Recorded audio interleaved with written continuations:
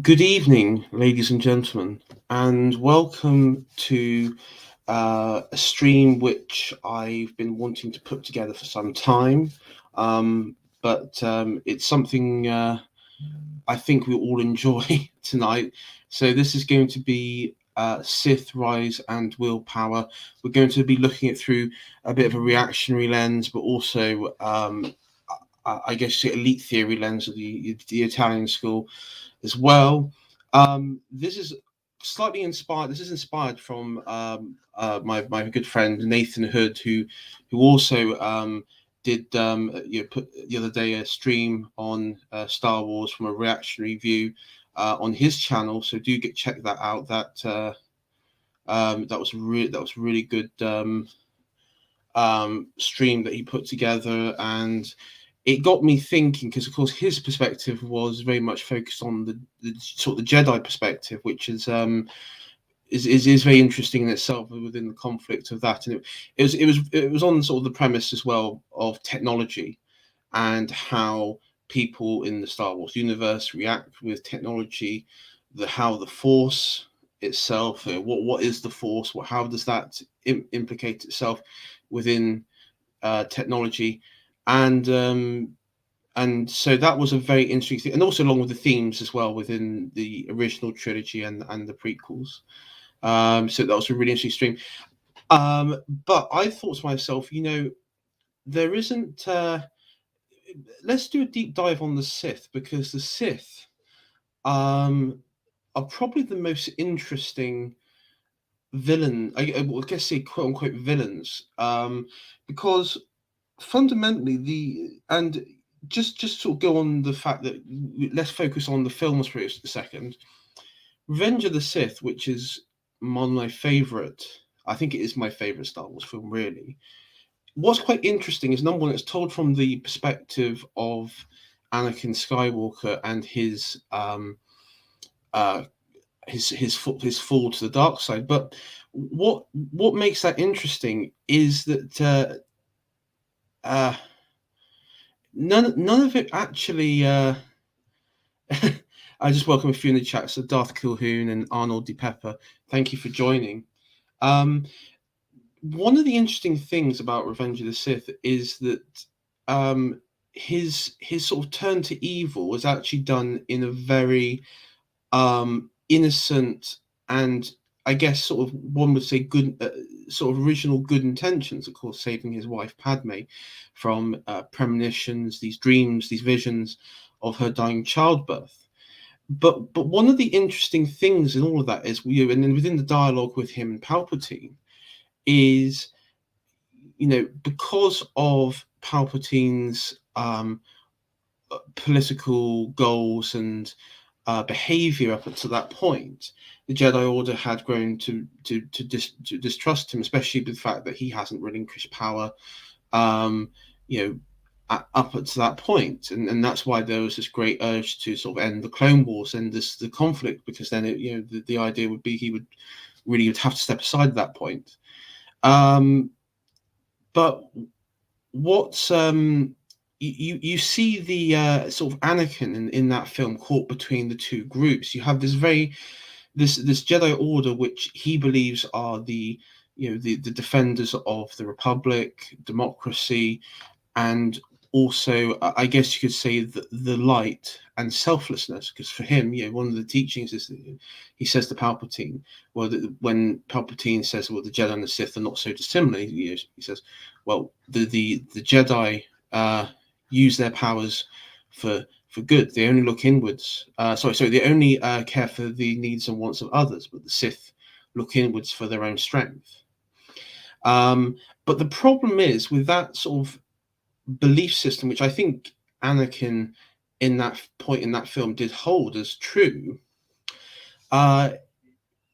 He saw in real time the Jedi Order sort of disregarding the tenets which was indoctrinated into him, because of course the council became disconnected, almost Faustian in nature, when it comes to the spiritual needs of the Force and their order. And they sort of just became another like a sort of technocratic, bureaucratic military wing of the Republic. And the fall of Anakin is definitely, when you watch the film, when I watch the film, The Revenge of the Sith, there's always that element of sympathy for him in that regard. I mean, you could say up to the point where he starts killing the younglings, but you have this really funny scenario where Palpatine doesn't actually, to get him to join, he doesn't actually lie. And that's the thing. He it's kind of like the I was talking about it the other day, actually. I watched for Halloween, what was it, the Exorcist, and the Exorcist character, what was it, Merrin. He warns the young vicar, the devil will wrap truth in lies, but is always lying, sort of thing. And that sort of thing with Palpatine is he everything he says that actually comes to pass because he understands what his opponents are doing. And that's why Anakin is so easily falls to the dark side, in that regard, because ultimately it's not so much about good and evil. It's about, well, which group holds their tenets, core and value to their sort of to their being.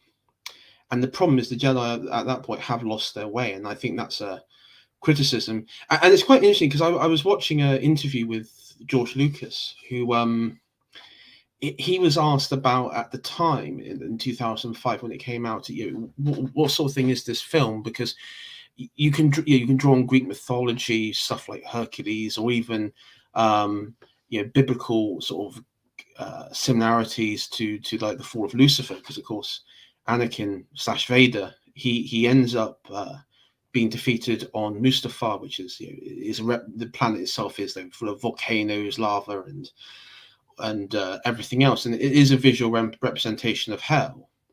And he's then left there, and then he subsequently, after the films, he builds a base there, so that his realm is hell. So you could argue he's like the fallen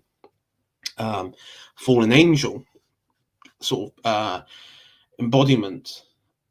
But one thing Lucas was asked about the comparison of the concept of democracy in that film, because some people say that this is a criticism of democracy or criticism of the institution. And one thing that he did say was quite interesting was, this is a criticism of where you don't, I guess, look after your political system, democracy or republic or whatever. This is a sort of warning.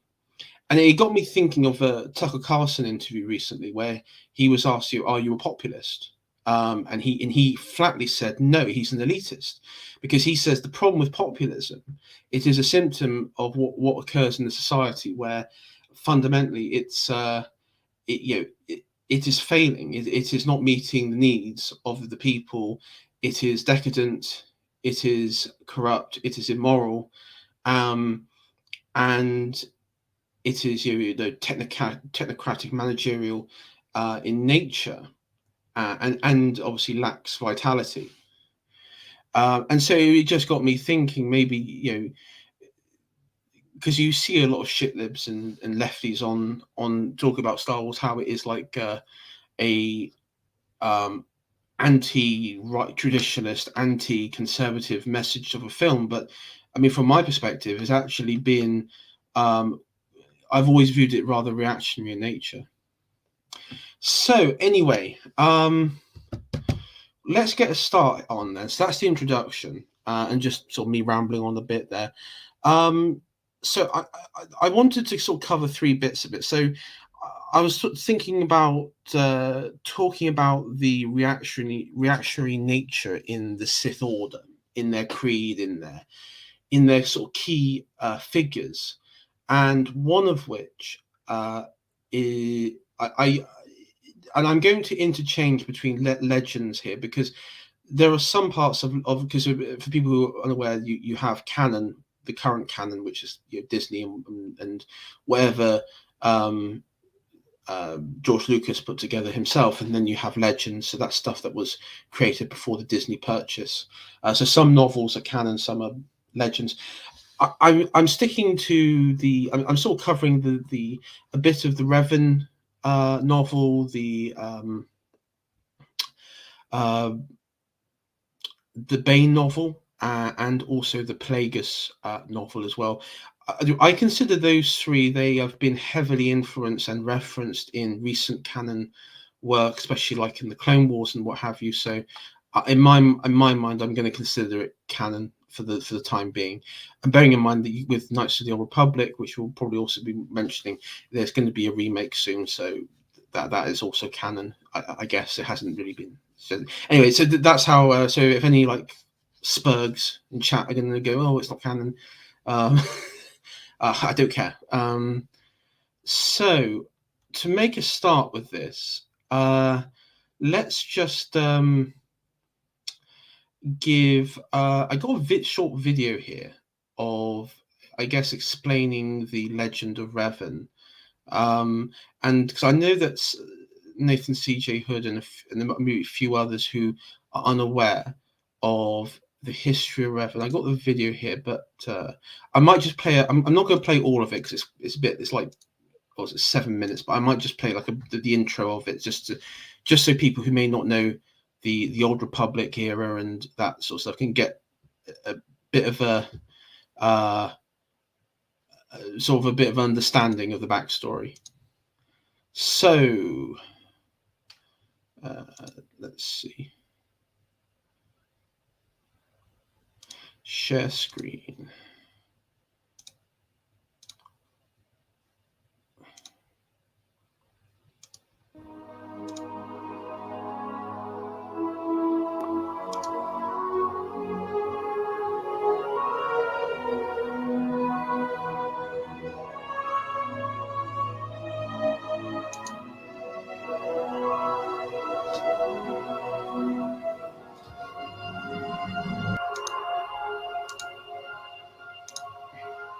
I just realised. I was a historian once, gathering the relics of the Jedi, learning the ancient mysteries. Always there were more questions. Revan had a mother and father, parents, ancestors, like all Jedi do. But where he was born, where he came from, I do not know, any more than I know where he walks now. Some said that Revan was born in the outer regions, beyond the Rim, and that's what called to him during the Mandalorian Wars. And after, it was the call of home. And when he awakened to his potential, I was there to see it. At one time, Revan was my Padawan, in times past, long ago. But Revan, when he had learned all he could, had other masters, that fool Jar and other Jedi on other planets. He learned from each. But in the end, he turned back to me. Revan was power. It was like staring into the heart of the Force. Even then you could see the Jedi he would slay etched on his soul.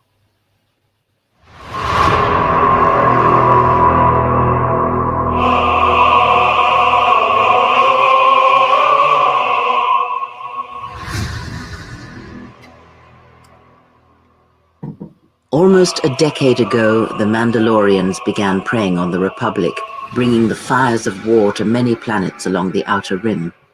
Their predations continued, winning victory after victory, until the Republic finally begged the Jedi Council for aid. The Jedi Council counseled caution and patience to assess the Mandalorian threat as the Outer Rim burned. Two Jedi Knights, Revan and Malak, defied the Jedi Council. They challenged the Mandalorian fierceness and brutality on the battlefield with a viciousness of their own. Revan's entrance into the conflict marked the true beginning and end of the war. It was Revan who drove the Mandalorians back into the unknown regions. The war's end was merely another beginning, and what seemed a victory for the Republic was far from it. Many believed the Mandalorians defeated Malachor V, that the Mandalorians taught the Jedi much through battle, and so it was that Malak, Revan, and the Jedi that followed them discovered their true natures in the Mandalorian Crusade. One quickly learns that the Jedi Code does not give all the answers. If you are to truly understand, then you will need the contrast, not adherence to a single idea. As Revan and Malak fought the Mandalorians in battle after battle, they grew to despise weakness, just as the Mandalorians did. In the end, the Mandalorians had taught them through conflict, shaped the Jedi, and turned them into a weapon against the Republic. Okay, so I think we'll leave it at that, so people get the general gist of that. There is a bit more on there, but we don't have any more spoilers. So that's sort of the backstory of Revan, Malak and his followers, Revanites as they were called, during the Mandalorian Crusades. And what's quite interesting about Revan is you got the whole story there, but I want to focus on his teaching. So one of his greatest legacy was a holocron, and the holocron itself contained secrets of the Sith, of the ancient Sith. So the ancient ones are like, Naga Shadow, and probably going back all the way to the sort of Rakatan period. So that you're like this ancient level Star Wars, like sort of the first Sith onwards, or the Sith species, because they originated as a species of aliens which were interbred by as a group of Jedi exiles and everything. But it contains secrets like certain force powers, which are even in sort of the time of the modern Sith aren't known about, sort of like alchemy, mysticism, manipulation, force powers, and of course, like a sort of pocketbook guide to how a Sith Lord, a Dark Lord of the Sith, should conduct oneself. And this is all compiled into a holocron, which is found by Darth Bane. And so this is thousands upon thousands of years later, maybe even tens of thousands. I'm not too sure with the timelines from the Old Republic to the time of Bane. The time of Bane, by the way, takes place about just over 1,000 years before the events of Phantom Menace. So just before like the total destruction of the Sith and the old Sith, and the sort of rise of the Galactic Empire, what you would say High Republic era. And so what comes about is you have certain eras in the Star Wars universe where you have the Sith. So during Revan's time, you had his sort of Sith Empire, which was well, of course, lost. I don't want to do any spoilers in that, so we'll keep that. You can search about what happened for him. But you then had, of course, Vitiate, who was another Sith Lord, who was a more powerful one, and he led a conflict. Apparently, YouTube chat is broken. Is it broken? Shouldn't be broken. Let me check on that. I can see you, Sniper. I can see you. Your comment. Okay. Anywho, yes, you have Vitiate, who entraps Revan and uses his dark side energy to basically sort of power his own sort of vitality. And then, of course, you go on to the eventual destruction of that Sith Empire and everything. And then one thing you notice is with much of the sort of the Sith various structures and empires is that they end up collapsing mainly because of infighting, or division, or just because a lot of the time the Jedi Order is actually wiped out. So in the time of just after Revan, with Knights of Old Republic 2, the Jedi Order is sort of wiped out to sort of like only a handful of Jedi. So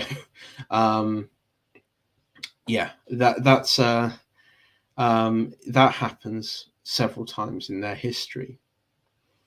But sort of the reactionary side is when the time of Bane comes around, the Sith is somewhat reborn in a sort of style of a quick, short conquest. But what makes this Sith Order unique is they don't have one ruler. It's like a confederation, if you will, but known as the Brotherhood of Khan. And this is made up of senior Sith acolytes turned lords, and their sort of belief is that they are all effectively all equally strong enough to, and they're all considered equals. And their goal, of course, is to crush the Republic and everything. And they have in the start of the book, they have in the first novel, they're sort of at this point planet hopping, but there is this over and Bane comes to them from as a sort of adult working in the mines, who then runs away, joins the army and everything. But one of the interesting things is when he sort of discovers his potential, his sort of natural ability in the Force, especially in the dark side. He is struck with one of the problems at the Sith Academy on Korriban, which is the Sith, one of the Sith, not the Sith homeworlds, but well, yes, it's Sith sort of Sith homeworld at that point. Is that the teachings of the Sith and the sort of natural inclinations of the Sith of inequality of strength is kind of diluted with the sense of equality, of the sense of I guess you could say this order is in essence like the Jedi Order. It's become Faustian. It's been completely stripped of spirituality, and he isn't treated, and like the others aren't really treated as individuals. They're just seen as in many ways, they're just unlike a Sith Lord, where they are unique in nature and how they should be. They're just just dark Force wielders, like an army, a unit number. And this has created this in his mind. He struggles to really grapple with the teachings, because the teachings is so limited, because it's all focused on Khan and his structure that he builds up. And there are a series of events where he can tap into the dark side, and he does very well at the academy. But then he's in a conflict, like an arena conflict, where he can't tap into it for whatever reason. And so he ends up humiliating himself. And because of that punishment, that he's treated as a weakling, because he can't tap into that anger and hatred like he could before. And so he's relegated to being basically the sort of the outcast in the academy. And so he spends his days in the in the library, and while down there he discovers old manuscripts of Sith Lords of old, teaching them about the true nature of the Sith, about strength, about their tactics, and and also how to understand the dark side itself, in the sense of how to basically not treating the dark side as a means to conquer. And this is something that he hasn't been taught. He's been effectively held back. And subsequently he is found out to be, studying this at this time. And one thing that's quite interesting is that, the Sith masters are absolutely angered by his wishes to study this old Sith, because from their perspective it's, no, this is Khan's time, this is, the people of the order of the past, they were all failures because they ended up wiping each other out. And he sort of absolutely disagrees, and even goes to have an argument with the Academy's head professor, where he even says that he's learnt more in those manuscripts of the dark side and the true nature than he has in lessons. And he decides to go out of the academy and go into the Valley of the Sith to try and find, to try and even communicate with, because he reads in one manuscript that a true Sith, with true dark side essence, could even communicate with the ghosts of old who manifest their essence in objects and what have you. Anyway, he goes out there to the various Sith. Bane goes out there to the various tombs, and he finds nothing, and he is chastised for doing so when he returns. But when he does return, the war itself is sort of coming to a stalemate, and he ends up they end up traveling. They end up being mobilized to travel to this planet, which I've got the name here because I can't remember all of everything.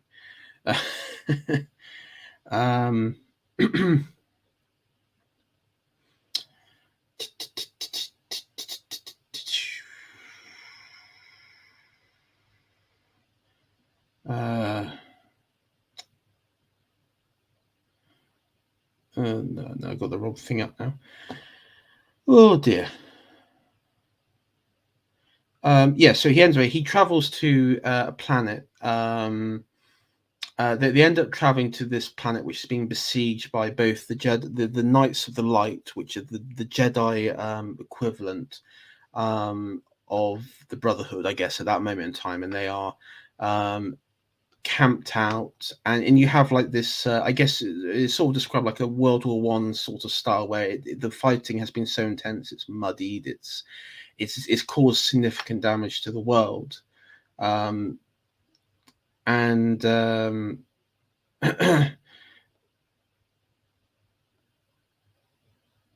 just try. I can't find the goddamn name of this planet.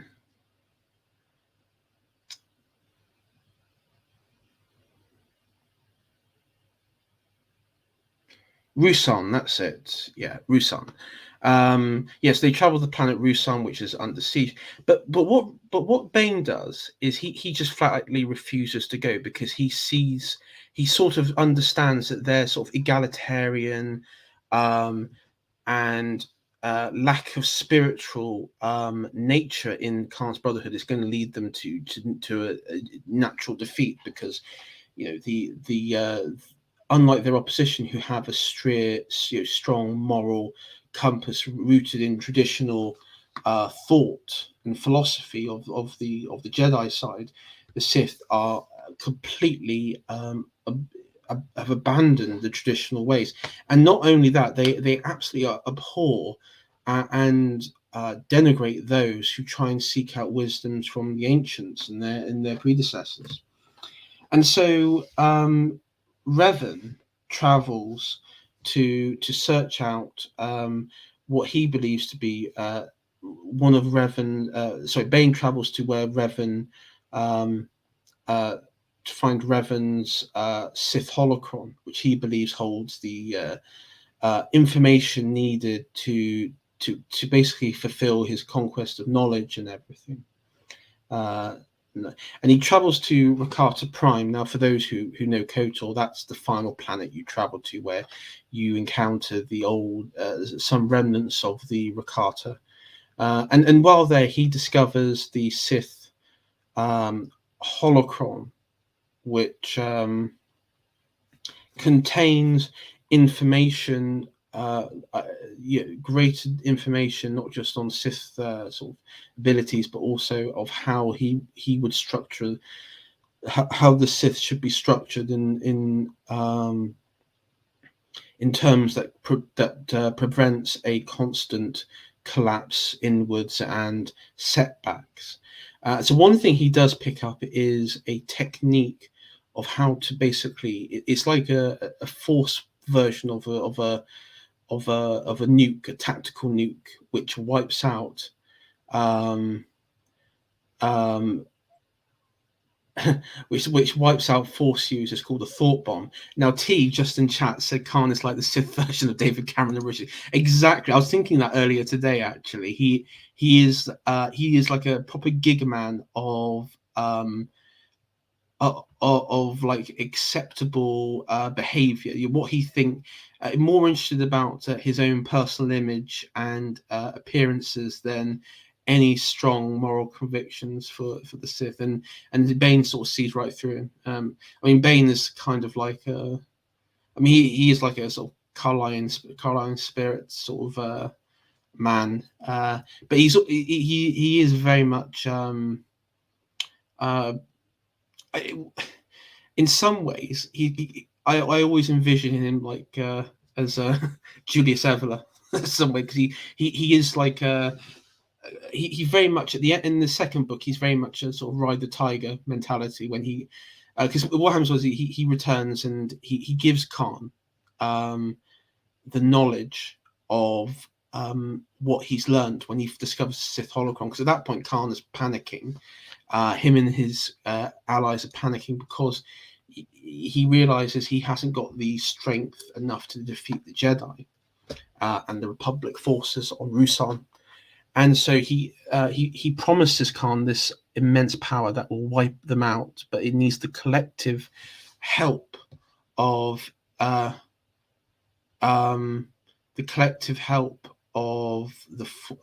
dark side users and the Brotherhood.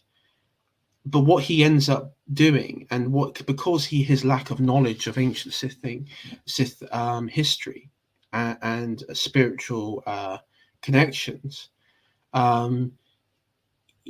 the thought bomb takes out the users and who it's used to be used against. So the idea was Bane gave it to him, knowing full well that it will consume him, Khan, his followers, the entire Brotherhood, all the Force users on the planet, along with Jedi who were caught up in it, leaving him the sole survivor.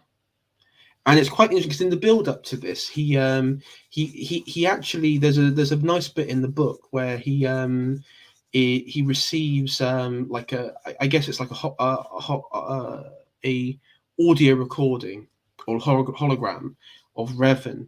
And I'll just read it to you. So this is what is said in the book here. So the hologram appears and it says to Bane, I am Darth Revan, Dark Lord of the Sith. Those who use the dark side are also bound to serve it. To understand this is to understand the undying philosophy of the Sith. The dark side offers power for power's sake. You must crave it, covet it. You must seek power above all else, with no reservation or hesitation. The Force will change you. It will transform you. Some fear this change. The teachings of the Jedi are focused on fighting and controlling this transformation. That is why those who serve the light are limited in what they accomplish. And it goes on to say the true power can only come to those who embrace the transformation.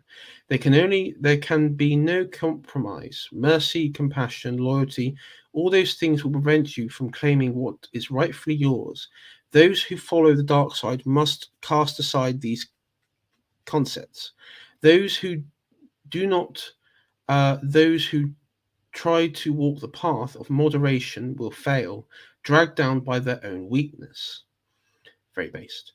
Those who accept the power of the dark side must also accept the challenge of holding on to it. By its very nature, the dark side invites rivalry and strife. This is the greatest strength of the Sith. It culls the weak from your order.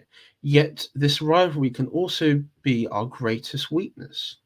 The strong must be careful, lest they'll be overwhelmed by the ambitions of those working beneath them in concert.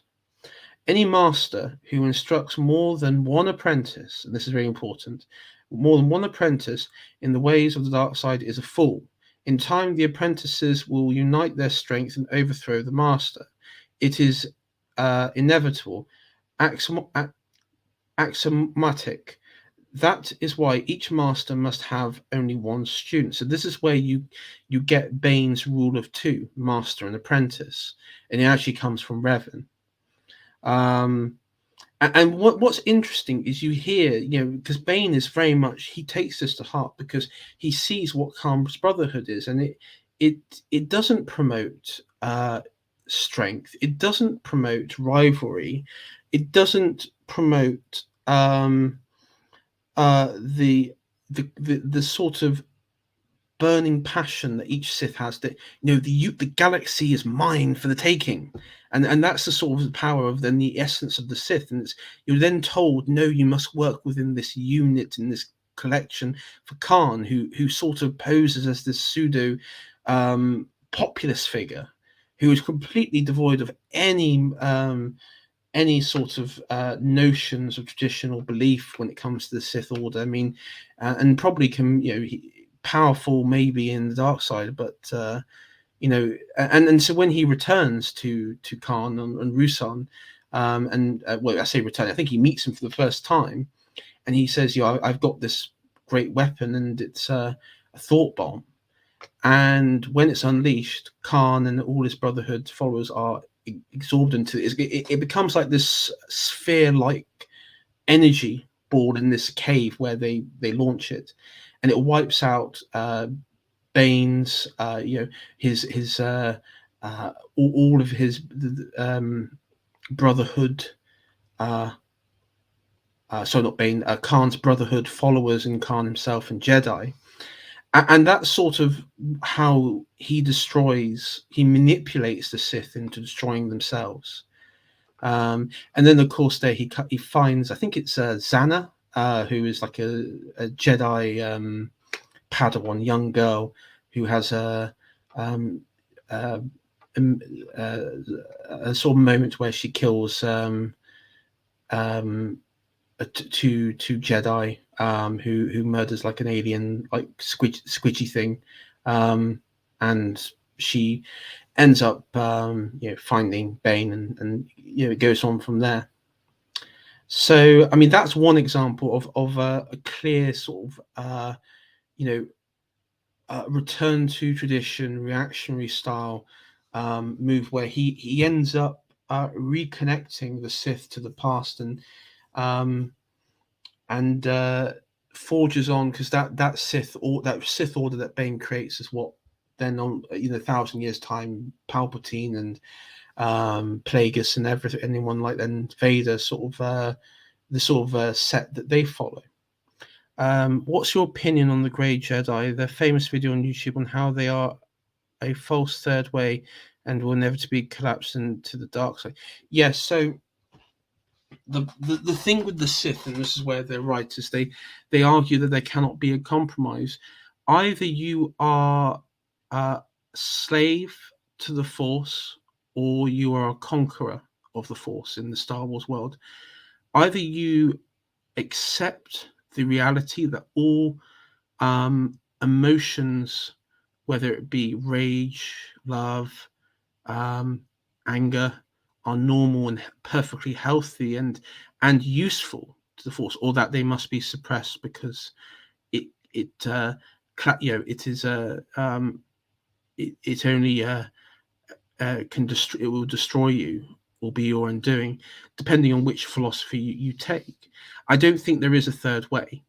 I think the closest thing to a third way in Star Wars is probably Qui-Gon Jinn, and maybe even like Count Dooku when he was a Jedi, because they weren't afraid of showing compassion. But if you follow the story of Anakin Skywalker, I mean, this is the thing with the Sith, is that they're the way that they recruit and how they get their followers is through. I mean, for Anakin, it wasn't out of like Bane, who just wanted power. Power, knew that he was different. For Anakin, it was love for Padme, which was the most important thing in his life, and not losing her. Now, you could say, okay, well, it's the fear of loss and everything, but he didn't act immediately to find a way. He didn't act immediately upon having the visions of her death in childbirth. He was very honest to her at the beginning of it about these premonitions.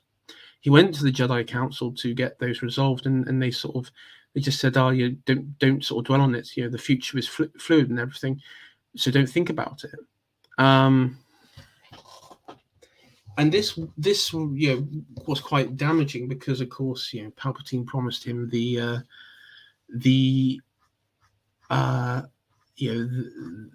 promised him that she could the power of the dark side could save her life.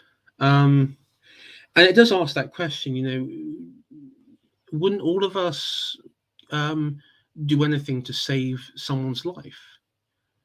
I mean, you'd have to be pretty a psychopath if you were so flippant about, if you knew someone or you believed that someone's life was in danger, that you would do nothing. And then that comes into the sort of greater morality question of like, well, what's the difference between a loving act and a hateful one? Because it was in that instance, same in like much of the Greek mythology, like Hercules and everything. It's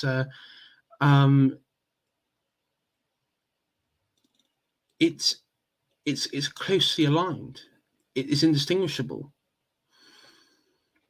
And so that's the sort of crux of it in my view on that. So let's get on to the Sith creed.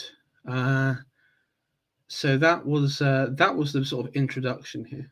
I just want to Nathan Hood. I was sort of sent him during his stream. I sort of asked about the drawing distinction between what you have, because you have the Force, but then the Force is made up of two components: the living Force and the cosmic Force. And the cosmic Force is kind of like the midichlorians, the energy, this energy like field that exists around the galaxy, and then the living Force is the what has like a free will of its own, the animistic part of the Force, the religion of the Force itself. And what's quite interesting is the living Force, because it feeds into the cosmic Force, and the living Force creates like this as I say, the energy field which is binds the galaxy together. And it maintains this the connection of like a sort of dualistic aspect between life and death, and light and dark, and also what transcends them, and that sort of dualistic relationship is how you have like the Force ghosts and everything that come from it. It was quite interesting because, of course, that was quite a controversial addition back in the day, the midichlorians, because some viewed it as sort of rationalizing the Force itself, which undermines the sort of mystical nature of it. Though, I mean, you could take it as you leave it, but it's quite interesting. I mean, one could argue it's like the Christian doctrine of the Father, the Son, the Trinity of it. I mean, you could, I don't know if it's like a Trinity sort of style in the Force, but like the different components making up the wider transcendent force nature. But yes, I do believe that in Star Wars, that the purpose they're trying to get across is that the Force does have its own agency, because it the birth of Anakin, for example, there's it depends how one interprets it. So I see on some forums that it's viewed as, because that Anakin is the sort of construct of Plagueis and Sidious when they were manipulating midichlorians, that they actually created life in Anakin's mother. But there are also mentions in the book, Plagueis asks himself, well, what if it is the Force itself sort of striking back against them and actually creating like a counterbalance to what they're doing? Because of course Anakin he was prophesied by the ancient Jedi, what was it, born of an entity born of darkness, or created from darkness, born of darkness, will be the one to bring balance back to the Force, or something along those lines. And so that is also like a very interesting theory. So we got the creed. Let's do the creed of the Sith, because I always do like doing the Sith. We'll start with the Sith code, which I think is canon now, which is quite good. And what we'll do at the end of this is we might do like a bit of a Q&A. So I think some of you will probably know the Sith code, but this was, I think it was first introduced again during KOTOR, Knights of the Old Republic. So the Sith code is: peace is a lie, there's only passion. Through passion I gain strength. Through strength I gain power. Through power I gain victory. Through victory my chains are broken. The Force shall set me free. And so one thing that's quite interesting is that there is this nature that once you accept the dark side, your the limitations on the physical self and the mental self is either expanded or is broken, whether it be chains or however you want to interpret it. It transforms you, but it comes at a toll. And what's quite sort of pagan and unique about this, and I remember reading during the Roman invasions of Britain, one of the last sort of aspects of the gambles for the Druids was human, like a form of human sacrifice, places like up in Anglesey, where a willing participant would be stripped, and then he'd be bashed around the head, strangled, and then throat slit, as a sacrifice to the gods. And in some ways it's quite similar, because to become a Sith, you almost have to engage in a sacrifice ritual, where because the trouble is with the dark side, it will come to you in your anger, but to actually harness it and to emit the dark side, you have to fully embellish and embrace yourself into it. And the only way to do that in the Star Wars bit is to reach I guess sort of a level where you destroy the previous version of you. So with Anakin, his what's quite interesting was when he was in the Jedi Temple and he was killing all the Jedi Knights and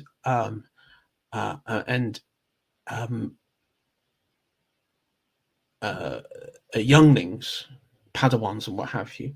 His eyes were still his normal eyes and everything, even though the persona of Vader had come into play at that point and was sort of controlling and operating, utilizing his body and his motions and his mind.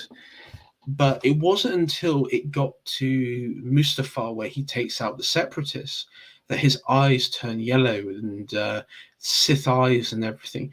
And at that point, he is fully immersed, because the thing is, he in many ways he was reluctant in the Jedi Temple, but the separatists. These were the same people that also tried, Newt Gunray and co, who spent a good portion of their time trying to assassinate his wife. And so he enjoyed. I mean, he because he was a reluctant Sith. He was reluctant in his belief in the Sith, because for him it wasn't about personal power or revenge or anything like that. It was about saving Padme. But for Gunray and everything, that's when he really became Vader. That's when he really became that Sith Lord that the Sith of old would recognize. And then, of course, there's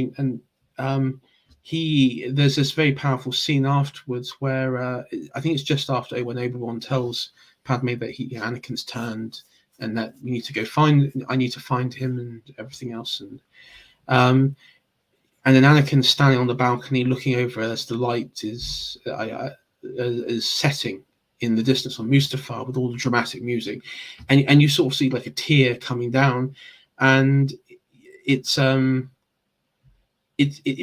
many ways it represents what I think a sort of internal conflict between Anakin and Vader, where Anakin is the concept and personality of Anakin is being suppressed by Vader, who at that point is fully in control of his mind and his soul and everything.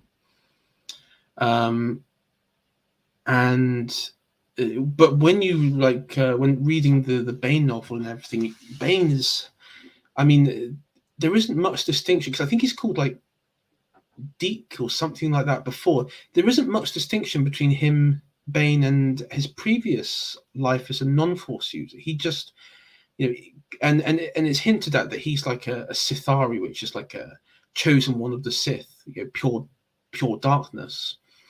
And in the Plagueis novel, the way that Palpatine is who joins Plagueis as his master, the way that he is, I guess, becomes Sidious in true form, is he's taken to this ice snow world where he has to endure the elements, and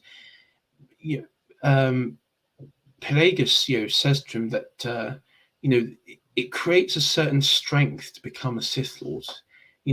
Okay, you have a power of the Force like any Jedi, but only 1 in 1,000 Jedi could possibly ever reach the level of a Sith Lord. And in that moment, Palpatine has to reach that point of near death, of near fear, so absolute fear, absolute hatred of his master. And then the dark side can penetrate and consume him, and ultimately become, save him. It's like a sort of reawakening, a rebirth ritual that takes place in the Plagueis novel for Palpatine, because he is quite hesitant, because he is bred into him at that point that every living thing, animal, sentient, non-sentient, anything and everything, is his to manipulate, his to use, and that the galaxy is there for them. They are the masters of the galaxy. And that is the sort of underlining theme of it, is that they are, in the wider sense, the Sith, and I'll get onto the Plagueis bit now, is you have 1,000 years of the Sith being absent from the galaxy, technically.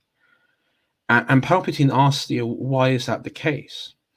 And the response of why Bane, right back along, decided that was the fact that that they could continue the conflict of old of having, raising armies and fighting, but that never works. But Bane knew the Republic itself and its structures were weak. You have a Republic Senate which is not elected in pure democratic format. It's ridden with technocratic bureaucrats and corporations which practice things like slavery, which are antithetical and which is in complete odds with what the Republic and the core worlds believe as in nature. And he could foresee that the Republic itself as an institution was doomed. It was doomed to fall for a multitude of reasons. And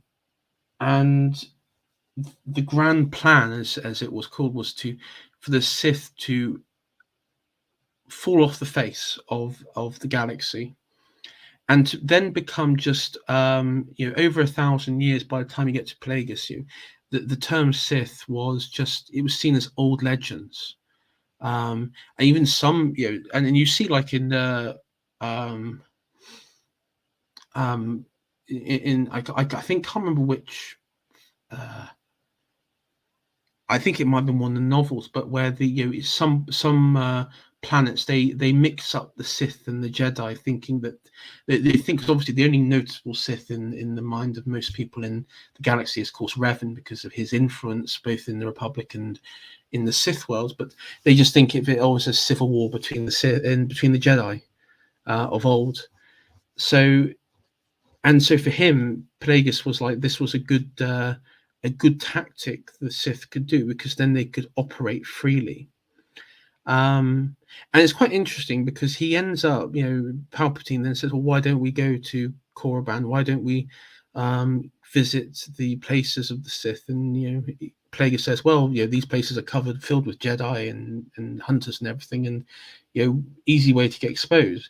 But then he goes on to say, I could take you to planets where esoteric symbols of the Sith have been built into and woven into buildings, gardens, and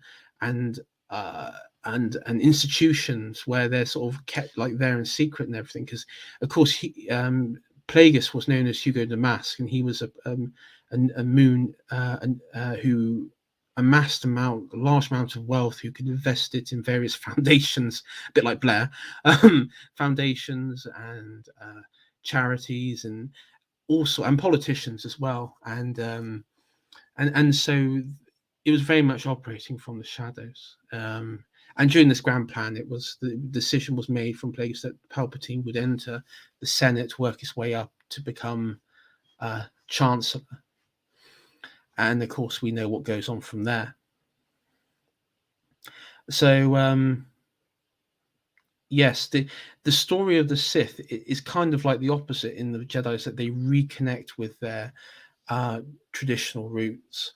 But to do so, they have to basically go through the cleansing process of just wiping them out, and then to the point where you have the rule of two itself, which is which the thing is, Plagueis does sort of disregard the rule of two.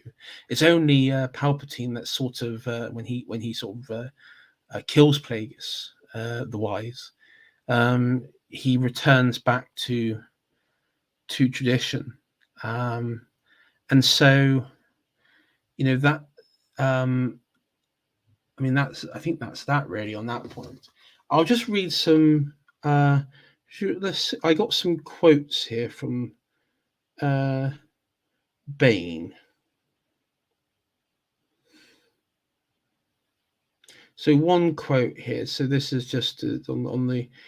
There's a lot of Bane on the novel references a lot about equality. So in one quote here to his new apprentice, he goes, "Equality is a lie," Bane told her, "a myth to appease the masses. Simply look around and you will see the lie for what it is. There are those with power and those with the strength and the will to lead.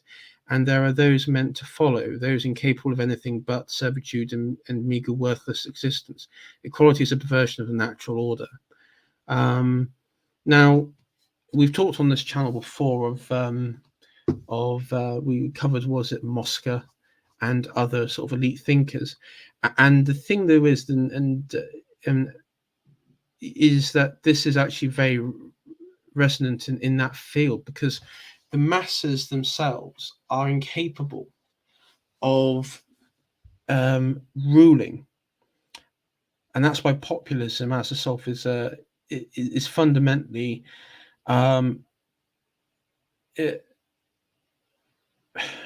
it's fundamentally a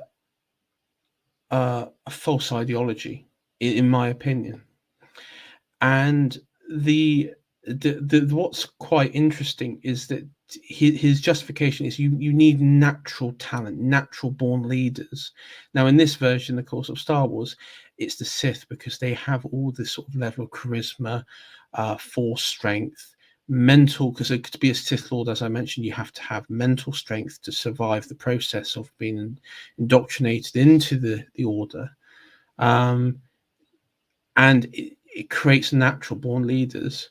And also, I mean, one thing you have to remember is the in the outer in the, not in the core worlds, but the outer rim and the mid rim territories, a lot of those planets live in sort of a frontier like status, where they understand the natural order and the nature of things, where equality isn't, it just doesn't exist out there. And that's why you see I think that's why you see in the time of Bane, and even before that, the outer rim territories are more favorable to the Sith when it comes to joining them. And even as you go into the Clone Wars, because of course, it was the mid rim and the outer rim, many of those worlds that would succeed from the Republic and form the CIS under Count Dooku. And so I do wonder if that also played an element as well with that. There is a sort of homing in on the fact that equality is, a lie itself. Yeah, rural urban divide. That is a very good example, because of course but this is what's amazing with Palpatine, if you think about it, is throughout their entire history, Coruscant, which are the capital of the Republic, the home of, for centuries, the Jedi at that point, not exactly the home world, but the home of, because Tython was the home world, but the home of the Jedi nonetheless. The Sith never really had a presence there, maybe during Vitia's time, where there was a raid and invasion, a short-lived invasion, but they never had any strength there. But the Republic and the Jedi became so weak that the Sith takeover happened in Revenge of the Sith. And I always thought was quite interesting was we have all the vehicles and, I guess you say, the people of Coruscant going about their lives, and they are completely oblivious to what's been going on. And the funny thing is, because I think they've just become so complacent with the corruption, that when the Sith and the actions of the Sith re-emerge, they are, and you see this in expanded comics that came afterwards, that they were overjoyed with the destruction of the Jedi and the Republic, because they were yearning for a leader, a leader, an end to this sort of managerial state, this huge technocratic blob that had, was so hated, and the war itself, which was really unpopular as well in Star Wars. You see it in one of the Clone Wars episodes where there's like a series of protests and everything. And then, of course, the Sith take over under the Empire, and the home world of the Coruscant and the Jedi Temple.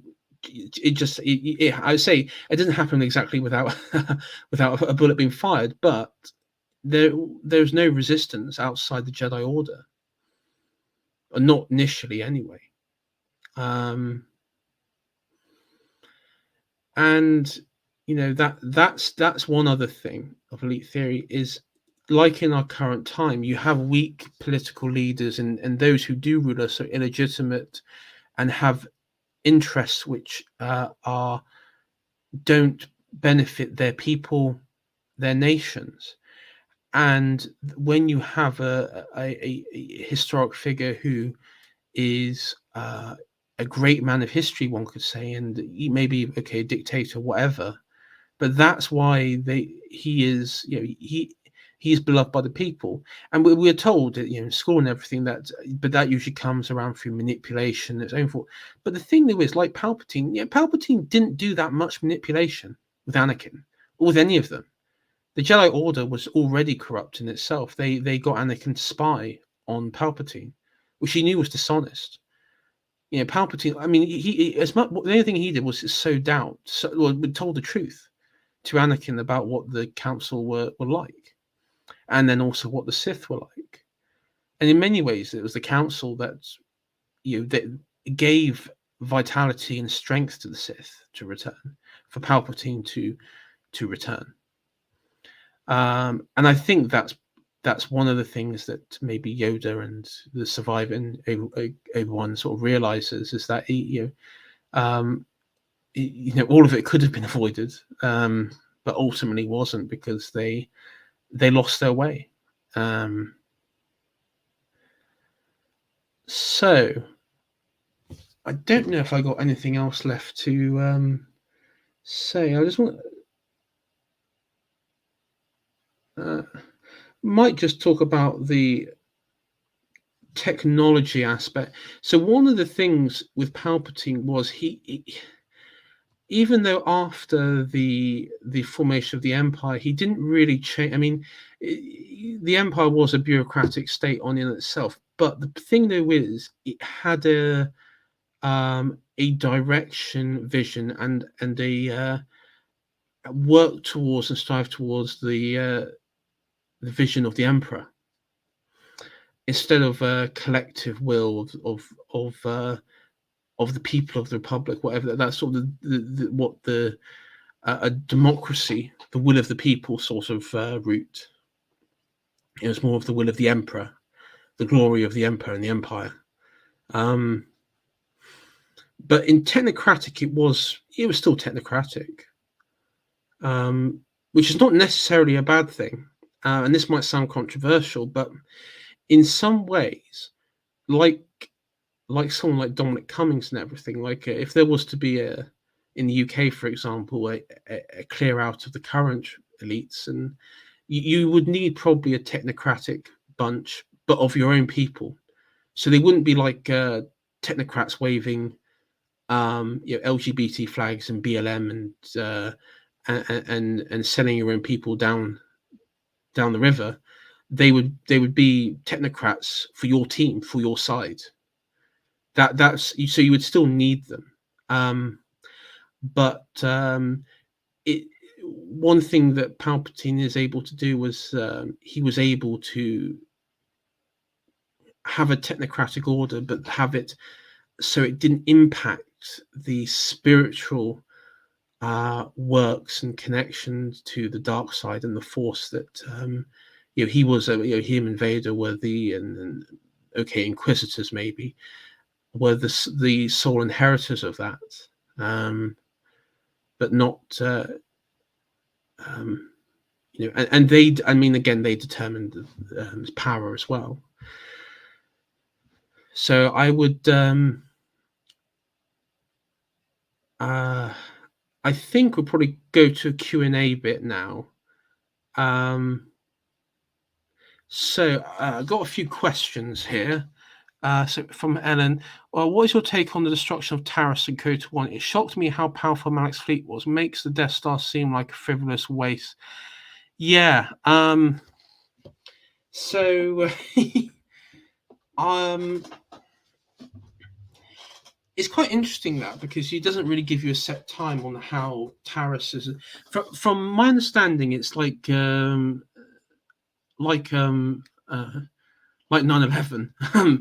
What the top part of the buildings and Taris, or like the upper bit, is completely decimated, and the destruction of it goes on for in game. I don't know how long it really goes on for, but it seems it does take some time, and they sort of flatten it, the entire city, because it's like a city style planet. I mean, Taris is rebuilt though in years. Is eventually rebuilt, but obviously not onto the scale like it once was. So, I mean, yes, I see what your point is. It does make the Death Star seem frivolous waste. I mean, I guess though, the Death Star is like one zap and the planet is gone. I guess maybe. I mean, if you think about it, the reason why Malak destroys Taris is because of Bastila, who is because of the people on the planet. So I think though, economically speaking, that probably was a massive waste of resources by Malak. But also, he had this. Remember, his fleet. He had the Starforge, and the Starforge was like an endless production of like weapons and ammunition and fleet and everything. So, I mean, yeah, I mean, he probably could have. It's yeah. I mean, it's a good question. I thought though the destruction of Taris was pretty cool though. Definitely, it sort of showed the strength of Malak, and also remember he destroys the Jedi Academy on Dantooine in KOTOR 1. Because we get to revisit in KOTOR 2 and sort of see what's left of it. Okay. Hello, Nathan Hood. Followers of the Night Mother. Yep. Go back to Dathomir, you wicked swine. T has said Palpatine was just preparing the galaxy to resist the Yuuzhan Vong. Yes, in Legends. Yes, that's correct. Yes, and I mean, yes, that is true. Brought order to the galaxy. Gave people in the galaxy purpose. Did the rule of two limit the effectiveness of the Sith? I mean, you couldn't have a Sith army. It depends, because I think it ultimately, as Bane pointed out in his and Revan pointed out in the Holocron, is that it enhanced it, because when the problem with the Sith was that they were always killing each other off, and so you have one powerful Sith Lord, and he would like have several acolytes underneath him, but then when the acolytes decide, well, let's all team up and take out the Master, but then the acolytes haven't learnt the full power of the dark side from the Master. They've killed the Master with their collective strength, but then they are weaker because of that. And so then as the next generation of Sith, they sort of lack the greater knowledge, and you see you end up having like a constant dilution of Sith and dark side powers, and that's why Bane took out the Khan's Brotherhood, because it was so diluted down. It was basically like the sort of modern Tory party of equivalent of the Sith, where they were so inefficient that they couldn't conceive. They just abandon even the sense of just individual strength, power, and natural ability for equality. So I mean, that's my take on that, Nathan. I would say the rule of two definitely helped the Sith in the long term. It also makes them harder to find. I think it was Plagueis, you said that it's like when you're reduced to just two, like master and apprentice, it's like a cancerous cell in the body, hard to scan. When you're actively looking for it, if you're not looking for it, you don't know until it spreads and strikes.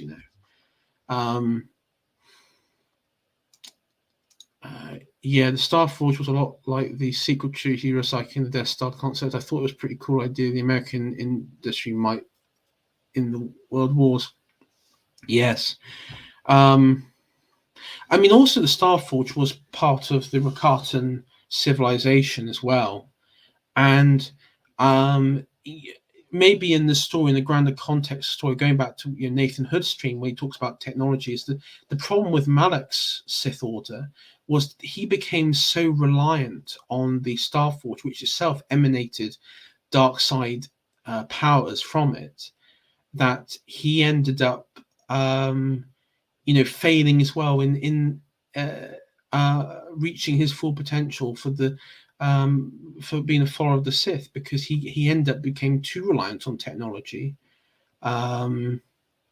Though I still say that the Khan's Brotherhood is really Faustian in nature. They are absolutely disgusting Tory boy types. So I just can't stand them. The rule of two is basically primogeniture. Yes, I think that's a fair assessment.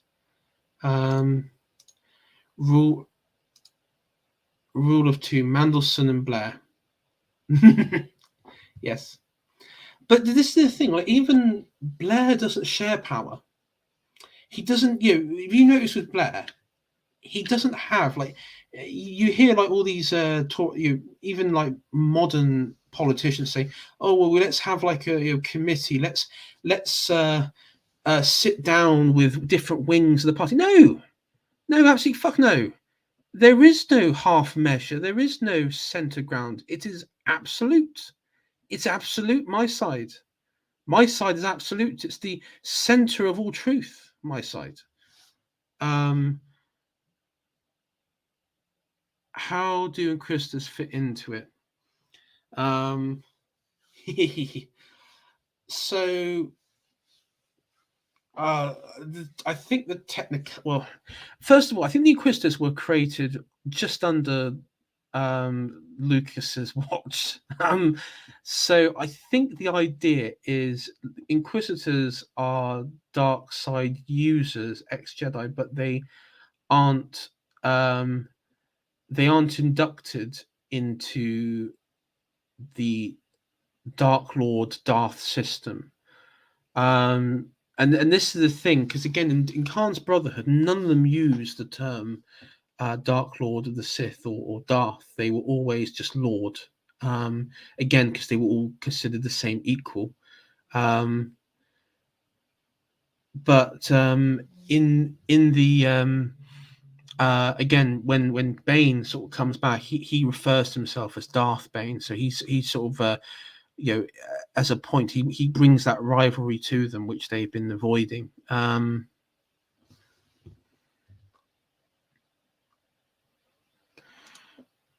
Also, could you give at least of the books you've mentioned so far? I've only played the games and read the comics, not heard of these novels you mentioned.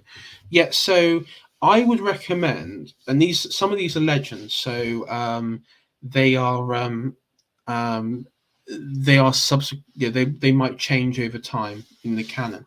So the first book I'd recommend reading is the Darth Revan novel. So that's set after KOTOR 1. Because I know, Alan, you play KOTOR, you'll definitely enjoy that. It sort of explains what happens to Revan, and also the main character in KOTOR 2, who is named Mitra Surak. So you'll definitely enjoy that, I believe. The other one is, there's a trilogy, Darth Bane. It's the Darth Bane novels. So it's a trilogy. You can probably get these are all on Audible as well. The Darth Bane ones are very good. You then have what's the other one? Darth Plagueis novel. That one, I think that one is the best one by far, and that covers the Plagueis from when he kills his master to him acquiring Palpatine, young Palpatine as master, and it goes all the way up through the events of even into the events of the Phantom Menace. It's a really good book. I definitely recommend that one. And I remember reading it back in the day. It was it's really thrilling. And again, a lot of base context in there. And there's also a few newer ones as well. There's that I've Master and Apprentice is that's Qui-Gon Jinn and young Obi-Wan Kenobi. That's got quite heavy stuff on the Jedi prophecy, so that's quite a good one. And again, because the Jedi are a bit like Khan's Brotherhood, they say, "Oh, don't look into the esoteric, mystical knowledge of the forefathers because it's just a waste of time. It'll draw you to the dark side." And Qui-Gon's not having any of it. So there's a lot of similarities in that. So those are the books I would recommend reading. You'll probably find more as well. There's a new one, which is there was one that came out, I think, a year ago, which is an Anakin and Obi-Wan just after Attack of the Clones. That's quite a good one as well. In Rebels, they take children. Is that the Inquisitors you're referring to? Because I know they they sort of end up hunting. I think their sole is to hunt down any remaining Jedi and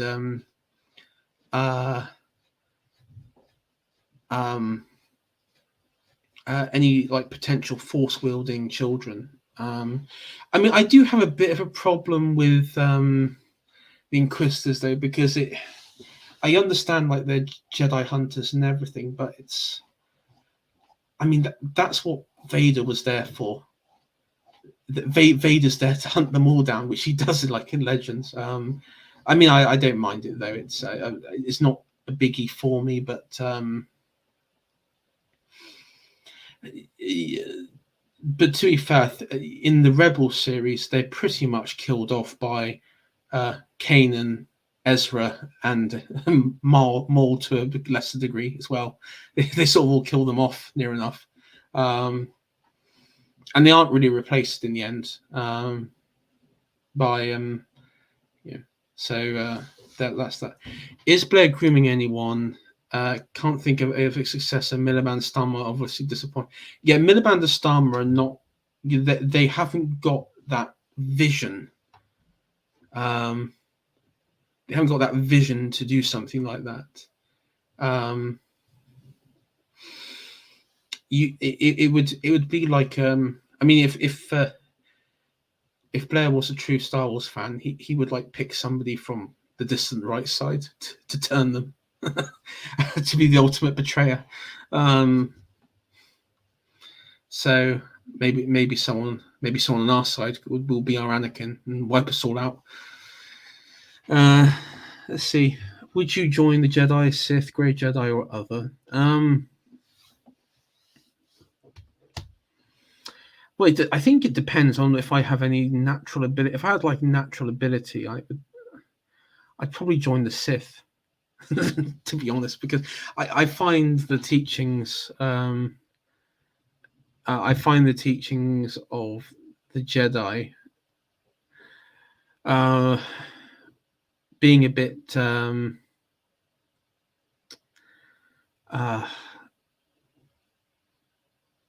I would say they're too managerial, especially when it comes to the time of.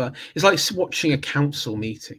Like I've sat through local council meetings, and it's looking at the Jedi Council in like the films. It's like watching that. It's like Jesus Christ. Let's have a vote on it. Let's have a committee meeting. It's like Jesus Christ. You're once Knights of the Republic. What the hell's wrong with you people? Force sensitive. I think they should have been stormtrooper Jedi assassins. Yeah, or even like those purge troopers. I mean, we saw those in Kenobi and also in the Star Wars Fallen Order game, where they're like wear black and everything. They're specifically designed to hunt and kill Jedi, and they're trained in like anti-force techniques. Has a strange fascination with the Dark Lord. That he does. I say Master AA is he's delving too much into the new Labour holocrons. We might need to have an intervention and remind him that delving into such darkness is a pathway to the dark side. Any more questions at all from anybody before I go? Because we're coming up to the hour and a half. there's any more questions, I think I've answered a few already. I joined the Sith. My favorite he is learning skills you can't learn from a Jedi. Yes. I mean, to be fair though, I do like watching Tony Blair interviews with like various foundation NGO groups when he's giving orders to them, because it is kind of like a demonstration of coordination. Staring into the abyss too long. Yeah. One of the fears that I have is if I go down the Blair rabbit hole, I might end up liking him, and that's one of the problems why I can't really I can't sort of delve into Blair. I mean, I have his book here, and I'm too frightened to read it because I might actually I'm actually too frightened to delve into that.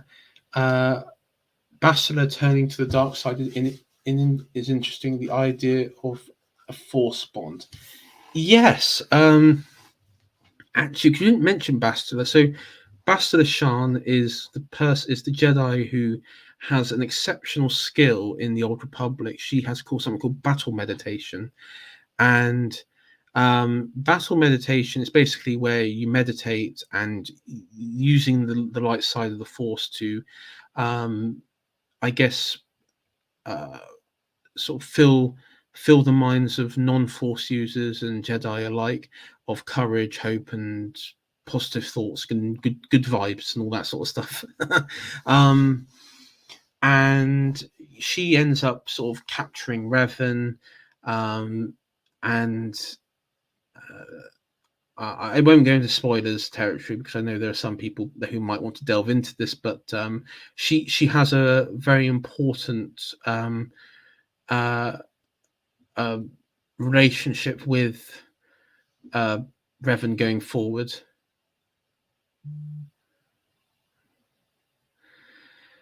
And Kira is an interesting one. She again, she's very much. I mean, she's like the most revolutionary style of Sith, where she actually. I mean, in some ways, I think Kira is a bit of a progressive in some ways because she's very much while the Sith want to conquer the Force, she ends up just flatly wanting to obliterate it, destroy it.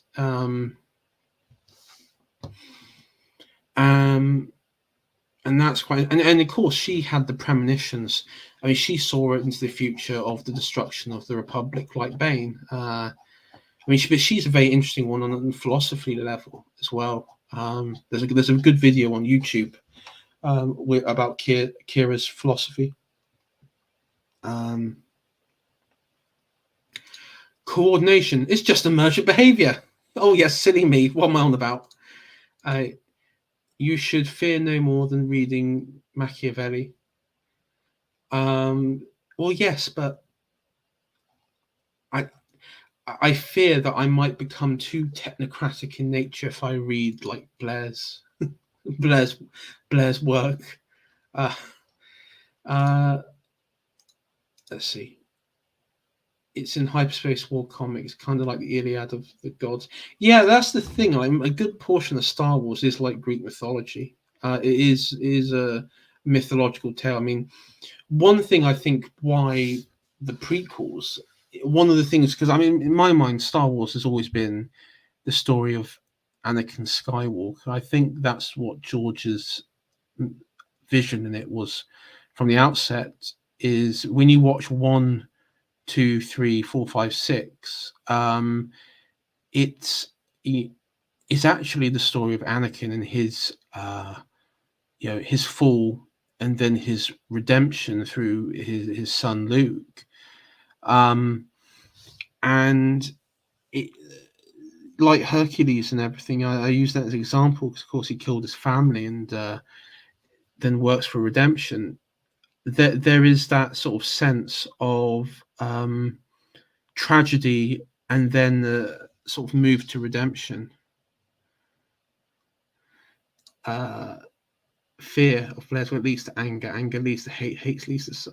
Well, the thing there is, my fear of reading it has actually angered me more about him, and I don't know if I've reached the suffering stage yet. Maybe I will. I'll read it like tomorrow. I'll start reading it tomorrow and see what goes on. But yeah, I might need to. I might need to have special meditation sessions to get through such evil texts before it corrupts me. Because that, I mean, he is the master of persuasion and rhetoric.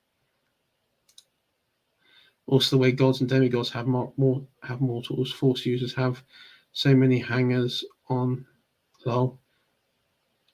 Also, the way gods and demigods move mortals, Force users have so many. Yes. Yep. No, that's a good point. I mean, this is the thing. It's one of the funniest, well, not the funny, but one of the interesting things about the prophecy is it also exonerates the I guess Yoda in some ways, because one of his criticisms of Qui-Gon is that he takes too much literal interpretations of the prophecy. But the thing there is, I mean, Anakin, and I'm sorry, but I'm not including 7, 8, and 9 because in my mind they don't exist, and for the purpose of the stream they don't exist.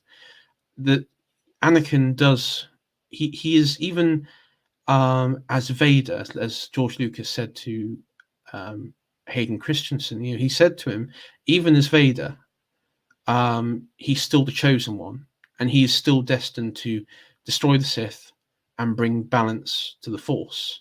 And of course, that is what happens in the end, because he destroys Palpatine. He dies. Now this is the thing, and I might ask Nathan this and Ellen this as well. But this is my theory. A lot of people think that the Force lightning, that from when Luke is being electrocuted by Palpatine on the second Death Star, and you have that moment where he is begging his father Vader, Anakin, for help, and then eventually Vader / Anakin steps in, picks up the Emperor, then chucks him overboard into the reactor core and everything else. Now, we sort of believe that the electricity and everything did enough damage to ruin and permanently damage Vader's suit. But I always had this theory that the lightning itself didn't sort of bring an end to Vader. It's because in that moment Anakin was redeemed and came back and obliterated the essence of Vader from his soul. But because he let go of his hate and his anger, he forced the dark side from himself. The dark side is what was keeping him going. And because he was now back in the light, he was redeemed, but also the anger and everything that kept him alive through the suffering and pain effectively brought him to an end. And that there was nothing left in him now. And that's why he died. It wasn't necessarily the lightning. It was the fact that he let go of his anger and hatred. So that's just a theory I have, and I've seen it being banded around as well, that it was actually that his return to the light that ultimately, because I mean the dark side does grant you unnatural powers. I mean, I think the reason he survived Mustafar was because the dark side was at that point was resonating from him. Angry Shiatori produces the best spicy stream rants. Yes, I do. And 7, 8, and 9 are complete dog wank levels. I mean, the thing there is, I mean, when you're rooting for the Emperor in 9, you know that there's something. Because I mean, I'm like, yeah, just fucking obliterate all these arseholes. Just do it. I mean, there is actually this really interesting conflict in Star Wars, and it's something I've noticed within like some of the fan bases, that you have your Sean Pegg. Was it Sean? Is it Sean Pegg? Like the guy from Hot Fuzz and Shaun of the Dead, and Simon Pegg. That's it, Simon Pegg. And his sort of like the boomer sort of era of Star Wars. They obviously view 4, 5, 6 as true Star Wars, and they have a sort of deep hatred of and dislike of 1, 2, and 3. And I think Nathan said in his stream that 4, 5, and 6 was definitely a fantasy, mystical fantasy sort of angle on Star Wars, where like this Arthurian sort of legend in space was sort of playing out in front of us. But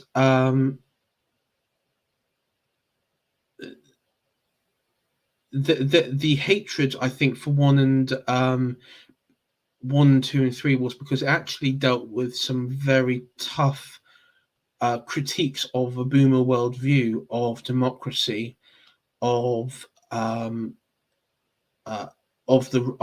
actually how republics are quite weak. And I think that's why a lot of these characters actually hated it, was because it actually sort of confronted their own prejudices in many ways. And also these are the same people who then lorded over 7, 8, and 9, because it was like, oh yeah, space Nazis and everything. And yeah, that ginger actor who was going like behaving like at some sort of Nuremberg rally. So I mean that's sort of my take on it.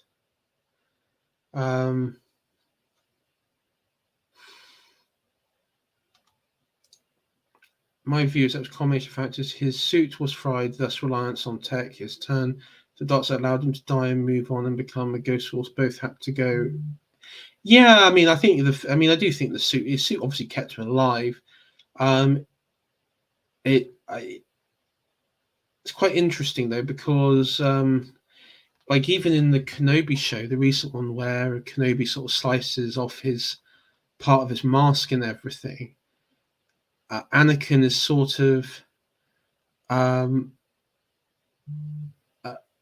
sort of does sort of come through for a brief moment, and then it's like instant return to Vader. But even without like the breathing sort of mechanisms collapsing, he's able to, I assume they describe it as like rally himself from the dark side to keep himself alive temporarily, because Vader can survive without the mask on. Like beforehand, he could for a limited time. So I mean that was quite interesting. I did like that scene in the Kenobi show. I would say I know people have a problem with the Kenobi show, but I thought that scene was pretty cool. I did like it. What's this Nathan's on about? They were so bad that C-3PO got mind wiped just to forget them. Yes. Yeah, then he says, like, what was it? I'm glad I'm here with my friends, and it's like, C-3PO, you've only known these people like for 5 goddamn seconds, and you've like totally blanked like Leia and Han and and Lando and all the other people you've known for years.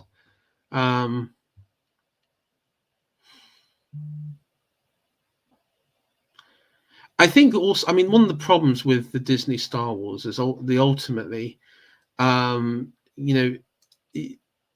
I said, Anakin was the one that destroyed the Sith, brought balance to the Force, but when then suddenly Rey comes along, she's the one that fulfills that prophecy, which is, I mean, remember when they bought and they announced the films, they promised not to interfere with the work that George created. And there was so much stuff in Legends that they could have drawn from. Like the like in Legends, like the Mara Jade stuff, which I know George and people at Lucasfilm didn't really like, but they could have drawn on something like that. Maybe like the grandchildren of, or the children of Luke and Leia and stuff like that. But they ended up just like it was almost like just like recreating the New Hope and Empire Strikes Back and Return. In a corporate view of how you tell like the corporate version of heroic will, where the heroes are denigrated and the true heroes are like underlings who have no heroic will. We could have had Thrawn. Yeah, we could have Thrawn. That would have been. Imagine Luke Skywalker against Thrawn, like uniting all the disunited Imperial sectors and doing like a full-on galactic war with the New Republic.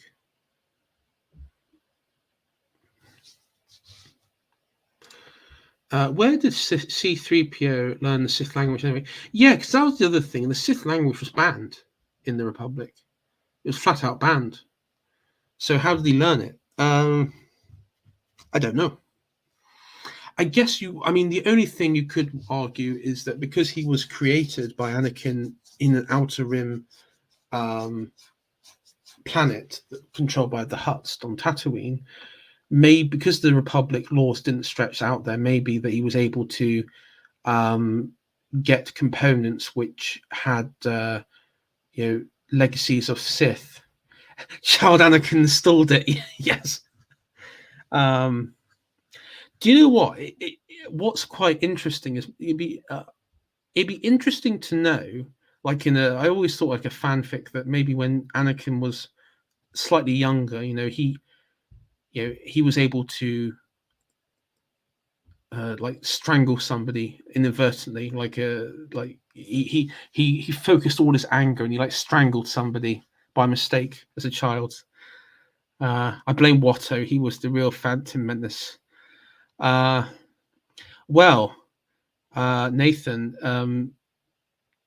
I had a fanfic. I got a fanfic novel coming out called the about Watto. I call it the Merchant of Mos Eisley. And yeah, I will say about Watto is that character couldn't be created today for obvious reasons. I did see a wonderful tweet on that. The wonderful tweet was sort of a species of what was it of species which holds slaves in the desert and has a connection to the Chosen One prophecy and all that. So yeah, it's quite funny. I do like one thing I do like about the original prequels is that it's actually quite based on the concept of slavery, because today, if that was like conceived as a storyline, you'd have like all the usual inequalities and everything about slavery and all that. But back then, like Qui-Gon was quite realistic, and he says, "Well, we didn't come here to free slaves. The Republic only has we only can deal within the mandates on the on on the in the Republic itself." And the funny thing is, even in the Republic, slavery is still practiced, because you have the Zerka Corporation, which in the novelization I mentioned earlier, The Master and the Apprentice, Qui-Gon, is that there's like this loophole in the law on slavery where the slave trading itself can't go on in the Republic, but you can bring slaves into the Republic and classify them as workers. So that's an amazing sort of turnaround. Gungans were accused of being racist, though, sort of Jim Crow. Yes. Jim Crow. Troidarians have been expelled from 109 planets. You know what?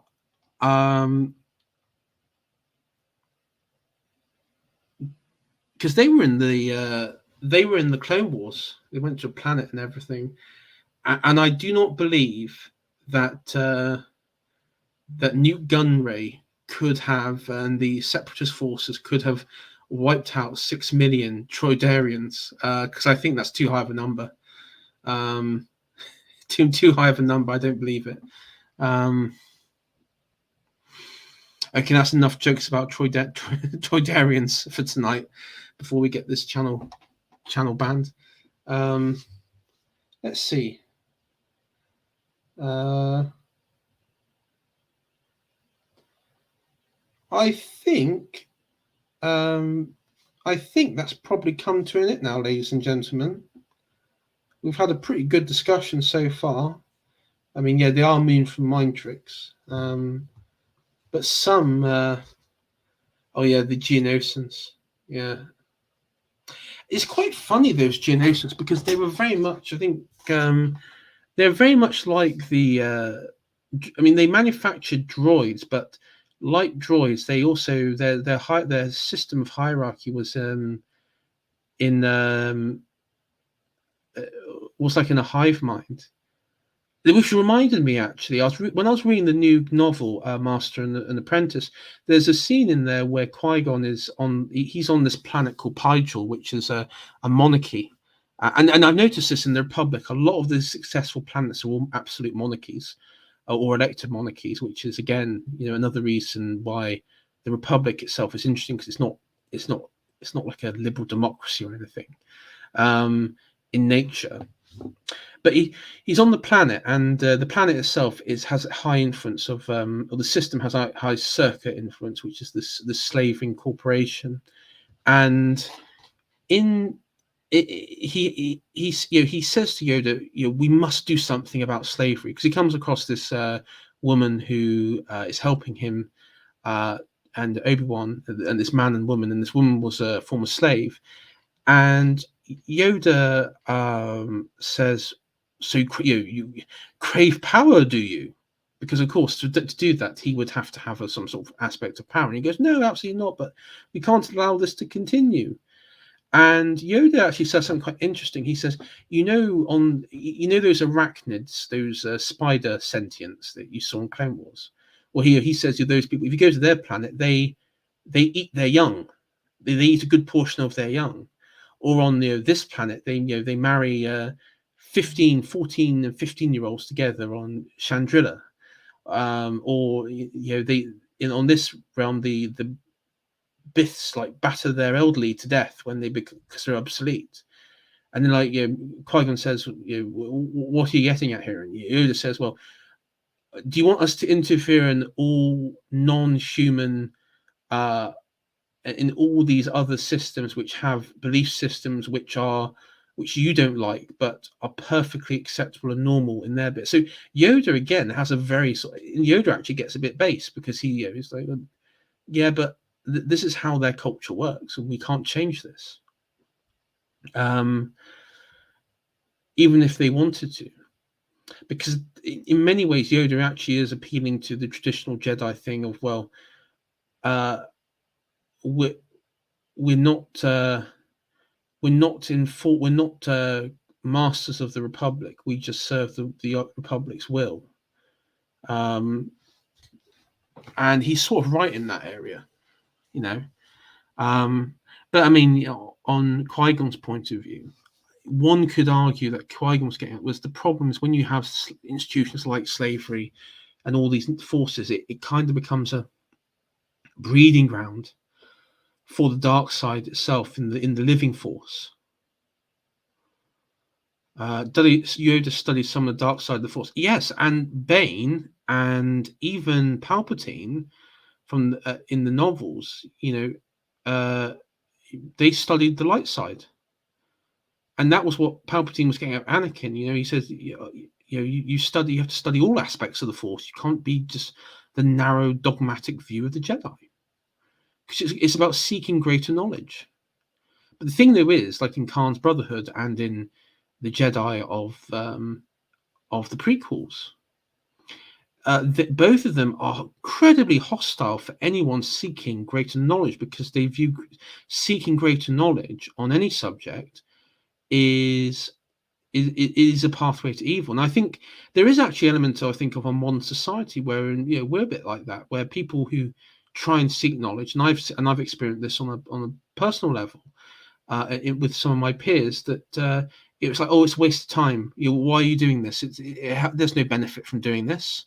How does that affect anything in the moment? And it's like, well, yeah, but I'm not trying to affect anything in the moment. Palpatine is a Faustian man seeking infinite knowledge. Yes. I guess I would say so. The thing, though, is he doesn't necessarily make. I mean, I would say Anakin is a bit of a Faustian man. The thing, though, is Palpatine doesn't surrender himself to the Force. He conquers it. I mean, he surrenders himself. No, because that doesn't make any sense. He surrenders himself to the dark side in his teachings, but he always, he always is there to. For him, he is there to conquer the Force, like all Sith Lords. That is his ultimate thing. I would say Anakin is very much a Faustian man in that regard, but Vader, I would say, even because Vader's, even after Padme's death, he tries to resurrect Padme, and in doing so, he has this. He gets so close. He goes into like this shadow realm where he finds her, and then she sort of jumps off a balcony or something. But then when he's leaving, he sees this apparition of light, which in the comic, I think it represents Luke as like the new hope and everything. And he doesn't really understand that time what that means until, of course, he finds out later. And he finds out, I think in the original, he finds out from Boba Fett in the comics about that this Luke Skywalker exists, that he does have a son.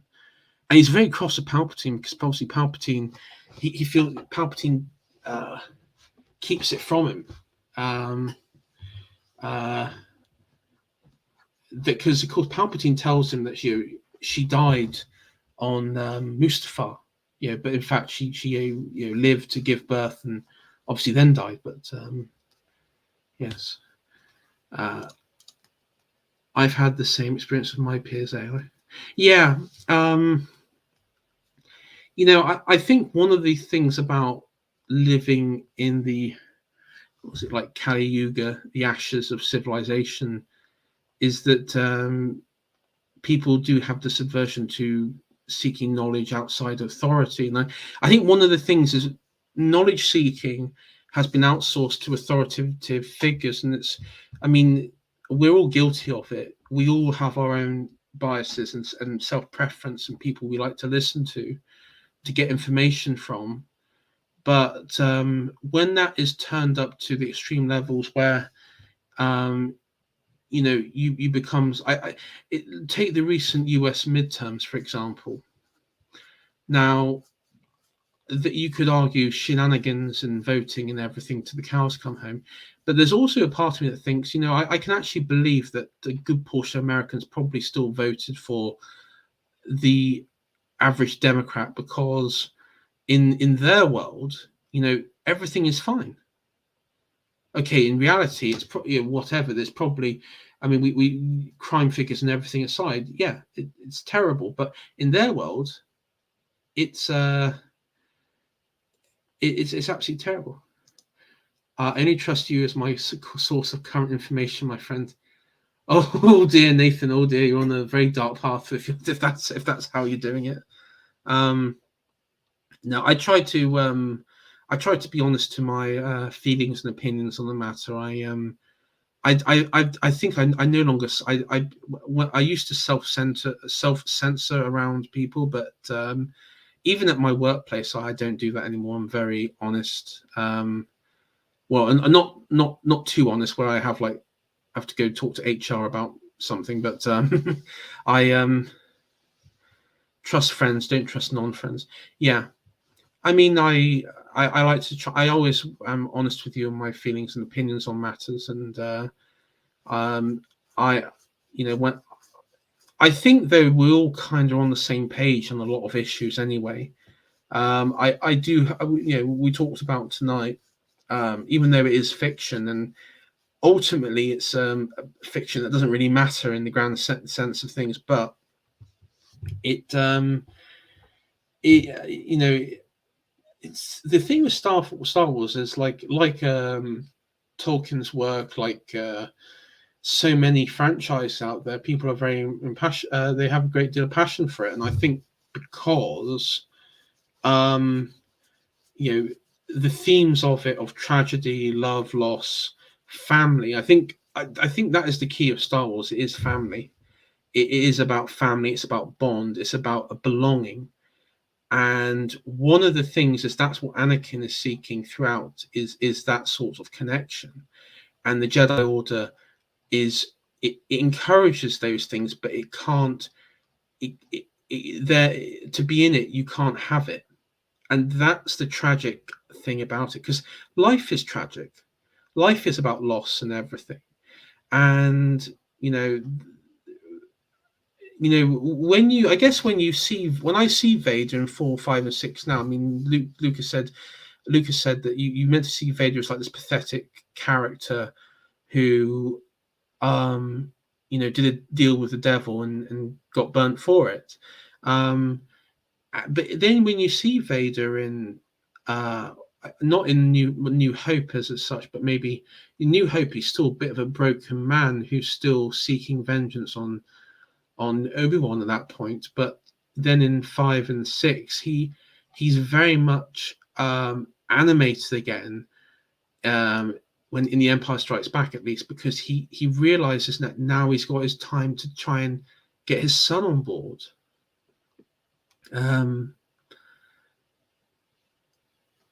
So I mean that's my sort of perspective on that matter. Anyway, I should go now, but thank you everyone for tuning in. Thank you, Ellen. Thank you, Right Honourable Fez.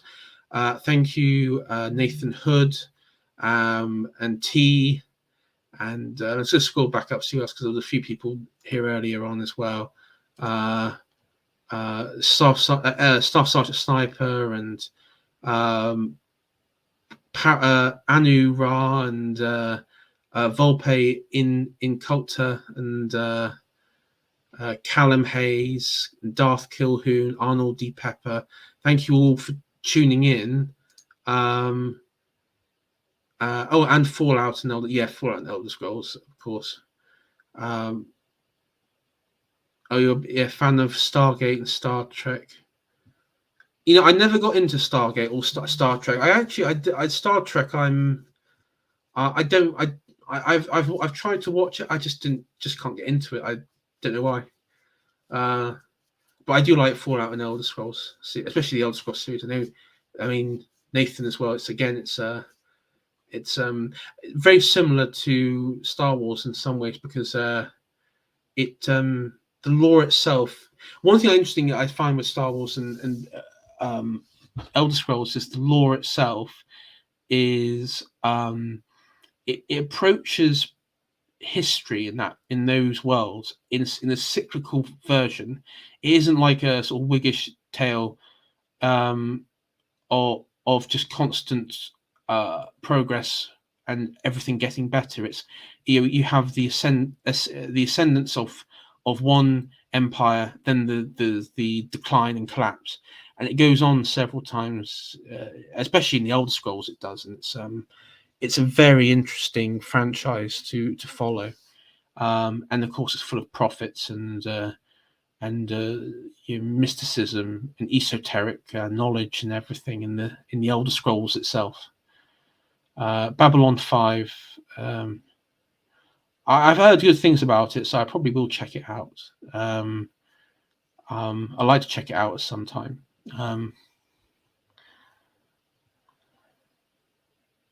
Star Wars is reactionary. Star Trek, Stargate is progressive. One thing I would say is that one of the things is with Star Wars is that they even in like a modern progressive, even in like in a modern futuristic setting, they still have an amazing connection to the transcendent and their own people, culture, and tradition, where they don't denigrate themselves or others. Warhammer, oh yeah, Warhammer is definitely more reactionary than that, but yeah, and subversion, power politics.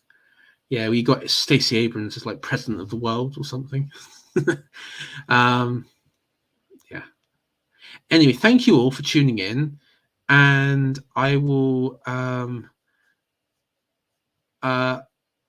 catch you all on the next one. I know when the next stream is because I'm moving house at the moment, so it may be in a week's time. I don't know what I'll do. I might do like another one of these sort of style, talking about another subject. Well, Roy Herbert's joined at the end of it. Roy Herbert, you've joined right at the end. God damn it! You're gonna have to go back now. Go back and watch the rest of it, Mr. Herbert. What are you doing here? Yes. So good night, everyone. Good night, Rory Herbert. I hope you restart the stream and watch it from the beginning. And I'll catch you all next time.